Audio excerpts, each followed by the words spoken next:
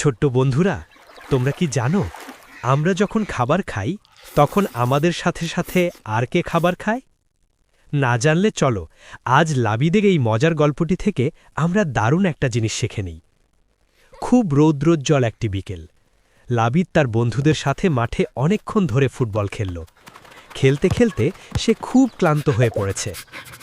তার প্রচণ্ড ক্ষুধা পেয়েছে। পেটের ভেতর যেন ইঁদুর দৌড়াচ্ছে। উফ, আমার যে কি ক্ষুধা লেগেছে। মনে হচ্ছে আজ আমি একাই এক হাঁড়ি বিরিয়ানি খেয়ে ফেলতে পারবো।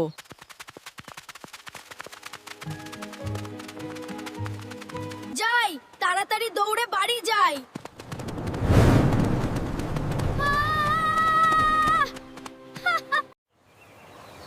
লাবিদ দৌড়ে বাড়িতে ঢুকল। বাড়ির ভেতর ঢুকতেই তার নাকে ভেসে এলো দারুণ এক সুবাস। আম্মু আজ লাবিদের সবচেয়ে প্রিয় খাবার গরম গরম চিকেন বিরিয়ানি রান্না করেছেন। লাবিদ বাবা, খেলা শেষ? যাও বাথরুমে গিয়ে ভালো করে সাবান দিয়ে 2 হাত ধুয়ে এসো। আমি তোমার জন্য টেবিলে খাবার দিচ্ছি। আম্মু, আমার পেটে অনেক ক্ষুধা। হাত ধোয়ার সময় নেই, আমি এখনই খাবো। এই বলে লাবিদ হাত না ধুয়েই তাড়াহুড়ো করে বিসমিল্লা না বলেই গপাগপ খাবার মুখে দিতে শুরু করল। কিন্তু লাবিদ জানত না জানালার বাইরে থেকে খুব লোভী আর বোকা এক শয়তান তাকে দেখছিল।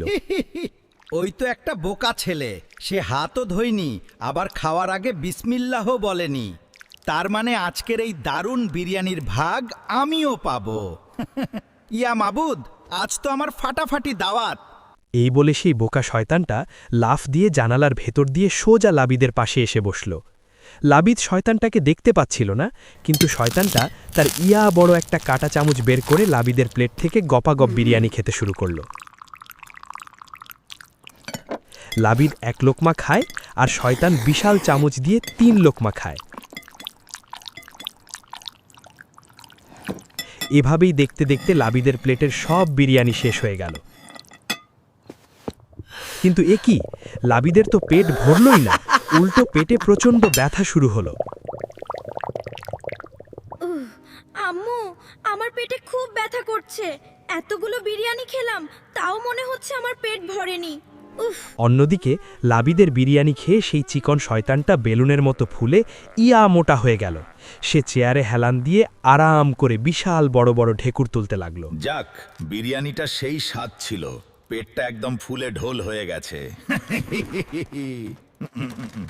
লাবিদের কান্নাকাটি শুনে আব্বু আর আম্মু দৌড়ে এলেন। আব্বু লাবিদের পাশে বসে তার মাথায় হাত বুলিয়ে দিলেন। কি হয়েছে আমার লাবিদ বাবার? পেট ব্যথা করছে কেন?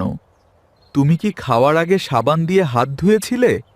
না আব্বু, আমার খুব ক্ষুধা লেগেছিল তো, তাই আমি হাত না ধুয়েই খেতে বসে পড়েছিলাম।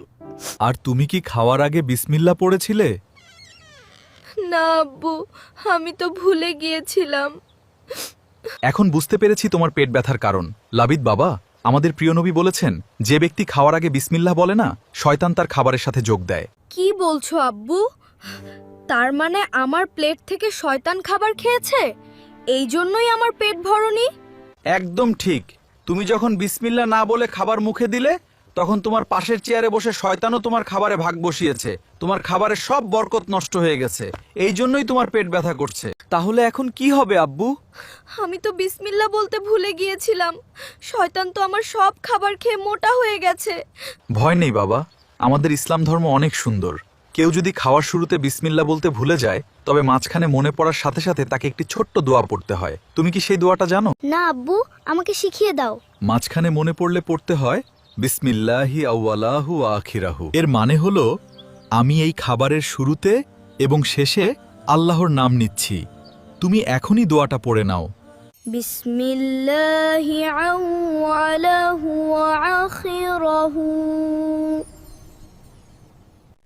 লাবিদের মুখে এই দোয়া শোনার সাথে সাথেই একটা ম্যাজিক হলো। মোটা শয়তানটার পেটে থাকা সব খাবার জাদুর মতো গায়েব হয়ে গেল। শয়তানটা আবার আগের মতো একদম চিকন হয়ে গেল। ওরে বাবা রে, এই ছেলে তো দোয়া পড়ে ফেললো। আমার পেটের সব বিরিয়ানি গায়েব হয়ে গেল রে। আমি আর এই বাড়িতে থাকবো না, পালাই পালাই। এই বলে শয়তানটা কাঁদতে কাঁদতে জানালা দিয়ে দৌড়ে পালিয়ে গেল। আর সাথে সাথেই লাবিদের পেট ব্যথাও একদম ভালো হয়ে গেল। আলহামদুলিল্লাহ। আব্বু, আমার পেট ব্যথা একদম সেরে গেছে। আমি কথা দিচ্ছি, আজ থেকে আমি সব সময় সাবান দিয়ে হাত ধোবো আর বিসমিল্লাহ বলে ডান হাতে খাবার খাবো। মাশাআল্লাহ, এই তো আমার লক্ষ্মী ছেলে। চলো, তোমার জন্য আমি 1 গ্লাস গরম দুধ নিয়ে আসছি। এবার কিন্তু বিসমিল্লাহ বলতে ভুলো না। ছোট্ট বন্ধুরা, দেখলে তো বিসমিল্লা না বললে শয়তান কিভাবে আমাদের খাবারে ভাগ বসায়। তাই আমরা সবসময় খাওয়ার আগে বিসমিল্লা পড়ব। যদি ভুলে যাই তাহলে মনে পড়ার সাথে সাথেই পড়ব বিসমিল্লাহি আউয়ালুহু ওয়া আখিরাহু। আল্লাহ আমাদের সবাইকে শয়তানের ধোঁকা থেকে রক্ষা করুন। আমিন।